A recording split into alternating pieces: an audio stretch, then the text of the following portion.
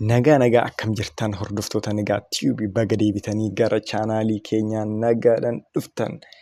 Har'allee maalidha kan barannu afaan Ingiliffaa keessatti wantiiwwan tokko tokko kan hin jedhamne kan nuti yeroo baay'ee akkanumatti fayyadamnu ni jiran dogongora kan ta'anii jechuudha. Kanaafiyyuu dogongora san sirreessinaa jechuudha. Warri isin dhibu rakkoo hin qabu. Baay'ee koomanii kan ta'anidha. Yeroo baay'ee kan nu rakkisanidha. Kanaafiyyuu don't worry about it. Kanaafiyyuu ni sirreessinaa jechuudha. Whether you are beginner, jalqabas taatan, intermediates taatan kun baay'ee isin fayyada jechuudha. Warri baay'een keessan kana hin beektan jedhee tayyaadha. So amma warroonni daayirikta barachuu barbaadan nu dubbisuun irraa uffatinaa. Dubbisni yoo isin rakkisee akkasumas barumsa biraatis barachuu barbaadan kan akka afaan Amaariffaa qo'achuu barbaadan onlaayiniidhaan nu dubbisaa jechuudha. So maal jedha amma fakkeenyaaf tokko inter intuu fi inter kan jedhu. Gara iddoo tokkoo seenuudhaaf miti amma inter kan jedhu kana kan fayyadamu. Inter intuu yoo jenne sirrii miti jechuudha ilaala amma asirratti. Inter intuu hin jedhamu jechuudha. Inter qofa fayyadamna. Sana booda maal goonaa iddoo seennu sana lafa kaa'uudhaa jechuudha. Fakkeenyaaf inter intuu the room incorrect jedha. Sirrii miti jechuudha miti incorrect jettu. Kanaafiyyuu inter intuu the room. Sirrii miti correct yoo sirreessinu maal goonaa inter qofa fayyadamna. Intuu kan jettu sun hin jirtu jechuudha. Amma qormaata irratti warroonni barattoota taatan kanaan faa isinii wanti jechuu danda'a. Inter the room jennaa jechuudha. Inter the room. Inter into the room hin jennu. Inter the room qofa jenna. Kana laalaa amma fakkeenya biraatiin illee ni ilaalaa. With more examples. Here enter into the house. Enter into the house jedhaa miti. Eeksii godhamee jira fuuldura. Sirrii miti jechuudha. Maal jennaa enter the house. Maaliifii interii booda intuu tana hin fayyadamnuu jennee jirra. Then lammaffaa irratti hoo maal jetti? Enter into the class jedha ammas. Kunillee dogongoraa miti. Iddoo right godhame kanaa jechuudha sirriin. Enter the class jenna malee enter into the class hin jennuu jechuudha. Enter erga jennee booda intuu fayyadamnu jechuudha. Sadaffaa irratti immoo fakkeenya sadaffaa irratti enter into the building. Enter into the building. This one is also wrong. The correct one will be enter the building. Enter the building jennaa jechuudha. Enter the building jennaa jechuudha. Kuniyyuu amma tokkoffaan gara manaa seenuudha. Lammaffaan kilaasii seenuudha. Sadaffaan ammoo gamoo keessa seenuudha. Kanaafiyyuu gamoo seenuu amma intuu kan jettu sana afaan Ingiliffaa keessatti koomanii miti yookaan fayyadamnuu jechuudha. Okay, kan lammaffaa ilaallammoo complain kan jedhudha. Complain for hin jedhamu. Komiidhaa miti complain gochuun komachuudha wanta tokko. Wanta tokko baay'ee wanta tokko ibsuu komiis ta'uu danda'a. Kanaafiyyuu complain for hin jennuu jechuudha. Har'a irra caala waa'ee giraamariiti. Miiningii irraa iyyuu waa'ee giraamarii isaatti barachaa irra jechuudha. Complain for hin jedhamu. Maal jedhamaa? Complain about. Complain about jedhamaa jechuudha. So incorrect asirratti amma fakkeenya incorrectiin isaa complain for the noise. Complain for the noise. Waa'ee maal jedhama kun iyya garagaraa woca garagaraatiif komachuu foorii miti kan fayyadamuu qabnu jechuudha asirratti maalidha about complain about the noise waa'eedha miti about jechuun waa'ee noisii sanaa maal gochuudha complain yookaan ammoo komachuu jechuudha kanaafiyyuu about kan jedhu kana fayyadamne then inni biraa immoo more example qaba kunillee complain for the food amma asirratti complain for the food jedha. Complain for the food kan jedhu kana hin fayyadamnu jechuudha. Maalidhaa foorii miti kan jennu akka duratti jennee complain about the food jedha. Amma fakkeenyaaf nyaanni sun yoo isinitti toluu baate complain gochuu barbaadan yookaan ammoo yaada wayii irratti kennuu barbaadan complain gootuu jechuudha. Complain about jettan. Complain for jettan jechuudha. Complain about the food jettaniitoo ibsattu jechuudha. Okay.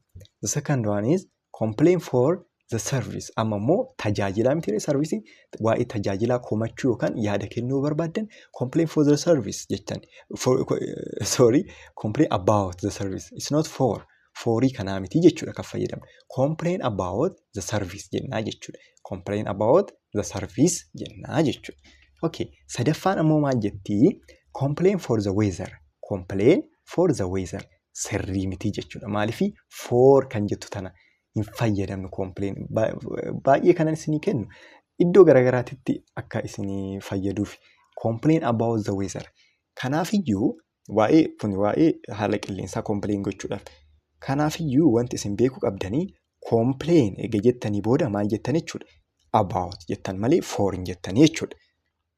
Okay. Kana laalaa. Inni biraa immoo discuss kan jedhudha. Discuss egaa jettanii booda immoo discuss about hin jedhamu. Discussuma jettanii waan discuss irratti gochuu yookaan mari'achuu barbaaddan haasa'uudha jechuudha. Kanaafiyyuu discuss about hin jedhamu jechuudha. Amma fakkeenyaaf incorrect kan jedhamee barreeffame discuss about the issue.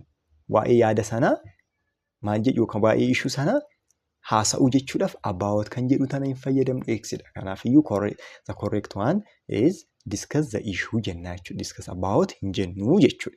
Fakkeenya olaallee discuss about the plan. Discuss about the plan jedha eegsidha kun. Maaliif about hin jedhamu? Waa'ee plan yookaan ammoo waa'ee karooraa qo'achuuf yookaan ammoo mari'achuuf discuss the plan jennaa jechuudha. Argitanii discuss kan jedhu of keessatti about kan jedhu ni qaba jedhamee yaadama. Kanaafiyyuu discuss the plan jennaa jechuudha. Fakkeenya lammaffaa discuss about the exam jennoo maaliifii discuss jennee about hin galchinu jechuudha. Fakkeenya talk about osoo ta'e ni danda'ama. Complain about ni danda'ama. Garuu discuss jennee about hin fayyadamnu jechuudha. Discuss the exam jenne. Garuu complainii osoo ta'e akka duratti san osoo ta'e complain about jenne. Okay. Discuss the exam jenne. Maalidha? Waa'ee maalii qo'achuudha? Waa'ee qormaata mari'achuudha. Discuss about the project jetti kan dhumarra jirtu. Kunillee sirrii miti. Aboutiif fayyadamu. Discuss the project jennaa jechuudha. Okay. Inni biraa immoo angry. Angry yookaan aaruudha miti. Namatti aaruu kan jedhu amma angry on osoo hin taane angry with jennaa jechuudha. Angry with jenna. Fakkeenyaaf he is angry on me jedhe. This one is not correct. Kanaafiyyuu kun sirrii miti. Sirriin maalidhaa? He is angry with me jenna. With kan jettu tana fayyadamna. Qormaata warri fudhattan sirriitti eeggadhaa kana. He is angry with me. Inni anatti aare yookaan anaan aaree kan jedhu agarsiisuuf jechuudha. Mee fakkeenya laallaa. She is angry on him jetti more example kanarratti. She is angry on me. Hin jedhamu. Akkam jennaa? She is angry with him. She is angry with him jennaa jechuudha. Isheen isatti aarte jechuu barbaadde. Lammaffaarra kan jettu immoo they are angry on hin jedhamu. They are angry on osoo hin taane ammallee they are angry with us. Nutti aaranii. Isaan nutti aaranii jechuuf. Sadaffaan ammoo I am angry on you jedha. Innillee sirrii miti. Sirriin kan raayitii godhame I am angry with you sitti aaree jechuudha fi jechuudha. Okay. Isheen shanaffaan ammoo maal jettii? Depends on. Depends in jedha. Kun sirrii miti. Depends eega jennee booda wanta tokko irratti depend ta'uu wanta tokko irratti hirkachuudhaaf maybe faayidaa garaagaraa irraa argachuuf jechuudha. Amma fakkeenyaaf she depends in him hin jedhamu. She depends on him jedhamaa jechuudha. Inni osoo hin taane on. She depends on jennaa jechuudha. Fakkeenya yoo laallu tokkoffaa I depend in my parents. No, this one is not right. I depend on my parents. I depend on my parents. Jenna malee I depend in hin jennu jechuudha. I depend on my parents jennaa jechuudha. Kan itti aanu immoo he depends in his teacher. No, this one is also not right. Amma he depends on his teacher jennaa jechuudha. Onidha bakka amma asirratti fakkeenya baay'ee kana fidu akka keessa qabattaniif depends on jenna malee depends in hin jennu jechuudha asirratti kontekstii kanarratti. Kan dhumarra jirtu we depend in lack. No, we depend on lack. We depend on lack kan jedhu jechuudha. Okay, inni biraa immoo fuudhuu yookaan heerumuu married with hin jedhamu. Maal jedhamaa? Married to jedhamaa jechuudha. Married to jedhama. Fakkeenyaaf married with someone hin jedhamu. Married to someone jedhamu. To fayyadamna. Ebaluun ebalu fuudhe. Ebaluun ebalutti heerumte jechuudhaaf married to someone jenna. Fakkeenya ni ilaalla. Amma fakkeenyaaf she is married with John jedha. Kun sirrii miti. She married to John. Isheen Joonitti heerumte. Isheen Joonitti heerumte jechuudhaaf she is married to John jennaa jechuudha. Kan lammaffaa immoo he is married with a doctor. Isheen doktora maal goote jechuudhaaf barbaannetti heerumte jechuu barbaanne garuu wiizii miti kan fayyadamtu. To. He is married to a doctor. Inni she miti asirratti. Inni maal godhe? Doktora fuudhee jechuudha. He is married to a doctor. Inni doktora fuudhee jechuudha. Okay, inni biraa immoo dhumarra kan jirtu I am married with her jedha. Kunillee sirrii miti. Married to jenna malee married her with hin jennu jechuudha. I am married to her. I am married to her. Ani ishee fuudhe jechuu barbaade. I am married to. Married to. Married to jennaa jechuudha. Inni kaawwan immoo depend on maal kan jedhan laallee jirra jechuudha. So, okay. Kan dhumaa immoo torbaffaa fi kan dhumaa immoo good in fi good at. Good at jenna malee good in hin jennu jechuudha immoo asirratti. Good in hin jennu jechuudha. Good at jenna. Fakkeenyaaf she is good in English kan jedhu kun sirrii miti jechuudha. Isa sirriin maalidha? She is good at English. At. Good at. Wanta isin dandeettii qabdan irratti ibsa kennuudhaaf at kan jedhu fayyadamnaa jechuudha. Good at. Fakkeenyaan yoo ilaallu he is good in football hin jedhamu jechuudha. Maal jedhama? He is good at football. He is good at football jennaa jechuudha. I am good in maths jedha tokko lammaffaan ammoo garuu hin jedhama. Maal jedhama? I am good at maths. I am good at maths.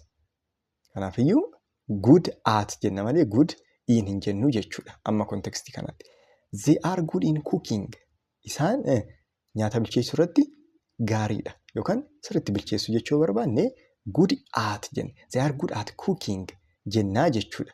I think akka irraa fayyadamtan abdiin qaba. Sin fayyaddee jirti jedheetan yaada. Okay. Baay'een keessan yaa onlaayiniidha warroonni barachuu barbaadan na dubbisuu dandeessanii. Kanumaa har'aaf kan baranne kanumaa yeroo biraa aga walitti deebinutti nagaa ta'a. Bye.